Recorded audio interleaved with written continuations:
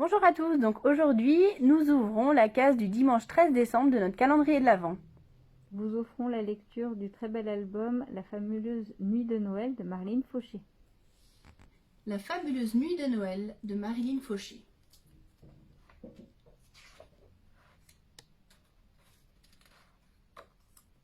Marie adore Noël. Son plus grand rêve est de rencontrer le Père Noël. Dès que les premiers flocons commencent à tomber, elle se met à rêver. Et si, cette fois, elle arrivait à le voir pour de vrai? À l'école, tout le monde connaît son secret. Théo et sa bande de ricaneurs ne se gênent pas pour se moquer d'elle. Alors, Marie-Noël, as-tu rendez-vous avec ton gros amoureux après l'école? La veille de Noël, ces moqueries sont bien loin dans les pensées de Marie. La neige tombe à gros flocons et des odeurs de dinde et de tourtière embaument la maison. Le cœur de la fillette se gonfle d'espoir. Et si c'était ce soir qu'elle arrivait à apercevoir le Père Noël? Oh oh, murmure soudain sa mère, je n'ai plus assez de farine pour cuisiner des biscuits. Quoi, s'affole Marie? C'est impossible. On doit laisser une collation au Père Noël. Je cours en chercher à l'épicerie. Non, Marie, il faut traverser le bois et je n'aime pas beaucoup que tu sortes seule quand il fait noir. Et si Benoît venait avec moi? Sans attendre la réponse, Marie grimpe l'escalier jusqu'à la chambre de son frère. La nuit commence à tomber et il ne reste plus beaucoup de temps avant la fermeture des magasins. Benoît n'est pas facile à convaincre. Je n'ai pas envie, il fait trop froid, déclare-t-il. Au fond, il ne veut pas l'avouer, mais il a peur du noir, et Marie le sait. « Je vais te prêter ma lampe de poche, promet-elle pour l'amadouer. Benoît avance à pas lents, en jetant des regards effrayés autour de lui. Il n'est vraiment pas rassuré. Théo, à l'école, lui a raconté que toutes sortes de créatures plus terrifiantes les unes que les autres habitent de ce côté de la forêt. Théo raconte n'importe quoi, déclare Marie. Les créatures maléfiques n'existent pas.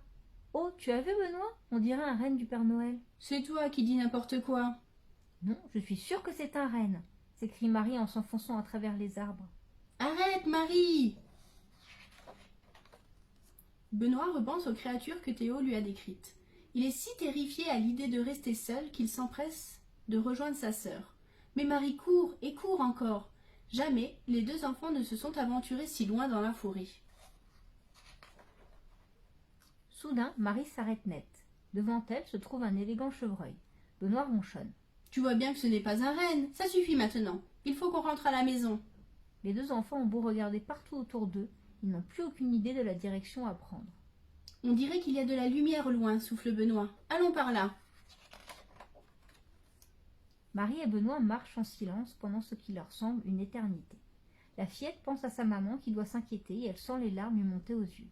Non seulement il n'y avait pas de reine, mais elle va gâcher le Noël de toute la famille avec ses lubies. Quand ils arrivent enfin à sortir du bois, les deux enfants se retrouvent devant un pont qu'ils n'ont jamais vu. Où est-ce qu'on est demande Benoît, effrayé. C'est vraiment sinistre par ici. De l'autre côté du pont se dresse une grande maison qui donne froid dans le dos. Si on allait demander de l'aide, propose Marie. De l'aide? S'écrie Benoît. Je ne suis pas certain que les gens qui habitent là soient du genre à rendre service. On dirait la maison d'une sorcière. Les sorcières n'existent pas, souffle Marie, pas très convaincue. Et même si on voulait, réplique sèchement Benoît, la grille est fermée. On ne pourra jamais entrer. Et puis, regarde là, derrière la fenêtre, ajoute Benoît. Si ce n'est pas une sorcière, je me demande bien ce que c'est. Tu as raison, concède Marie, la gorge nouée. Qu'est-ce qu'on va faire? Une larme roule sur sa joue. Noël est gâché par ma faute. Non seulement maman ne pourra pas cuisiner des biscuits pour le Père Noël, mais elle doit être morte d'inquiétude. Et toi, La fin de sa phrase se perd dans un sanglot. Benoît tapote l'épaule de sa sœur. Ne t'en fais pas, Marie, tout va bien aller. On va sûrement trouver comment rentrer chez nous. Le garçon regarde autour de lui, puis propose doucement. Peut-être que si on grimpait sur le pilier de briques là-bas, on arriverait à passer par-dessus la grille. Après tout, les sorcières n'existent pas. Enfin, probablement pas. Marie renifle. C'est une bonne idée. On n'a pas beaucoup d'autres choix. Il faut essayer. Une fois sur le perron de la maison, Marie inspire profondément. Elle a tellement peur que son cœur bat à tout rompre. Benoît lui serre la main pour lui donner du courage. La fillette s'apprête à frapper quand la porte s'ouvre. Devant eux, une grande dame au visage osseux les regarde. Les deux enfants se sentent aussi minuscules que des souris. Benoît est le premier à se ressaisir. Il explique toute leur mésaventure à l'inconnu. « Oh, vous alliez chercher de la farine et vous vous êtes perdu ?» se désole la vieille femme. « Pauvre petit !»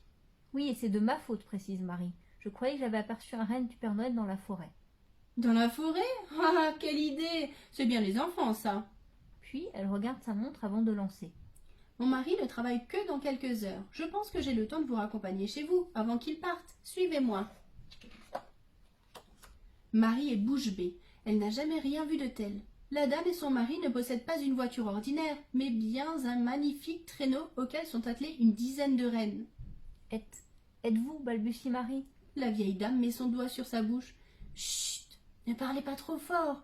Il ne faut pas réveiller mon mari. Il a une longue nuit devant lui. » Elle fait un clin d'œil aux deux enfants avant que le traîneau démarre. Ils filent tellement vite qu'on croirait presque qu'ils volent. Le voyage de retour est si magique qu'il semble ne durer que quelques secondes. Une fois arrivés chez eux, Marie et Benoît remercient leur bienfaitrice à plusieurs reprises. « C'était un plaisir, les enfants. Joyeux Noël à toute votre famille. Oh, et n'oubliez pas ceci. » La femme leur tend un sac de farine, décoré d'une belle boucle rouge. « Ses préférés, ce sont les biscuits aux pépites de chocolat, chuchote-t-elle comme en secret. Surtout ceux de votre maman. Ils sont particulièrement délicieux à ce qu'il paraît, ajoute la dame en faisant un nouveau clin d'œil. Avant que les enfants puissent répondre quoi que ce soit, le traîneau est déjà loin. « Tu penses ce que je pense » demande Marie à son frère. « Je crois que oui » répond celui-ci. « Ah, vous voilà » s'exclame leur mère quand Marie et Benoît entrent dans la maison. « Je commençais à m'inquiéter. Alors, prêt à faire des biscuits ?»« À condition qu'ils soient aux pépites de chocolat » répondent en chœur Marie et Benoît. Quand Marie se couche ce soir-là, elle a le sourire aux lèvres. Théo et ses ricaneurs pourront bien rire d'elle autant qu'ils le voudront. Elle n'a peut-être pas vu le Père Noël, mais elle s'est promenée dans son traîneau, ce qui est déjà merveilleux. Joyeux Noël à tous! Joyeux Noël à tous!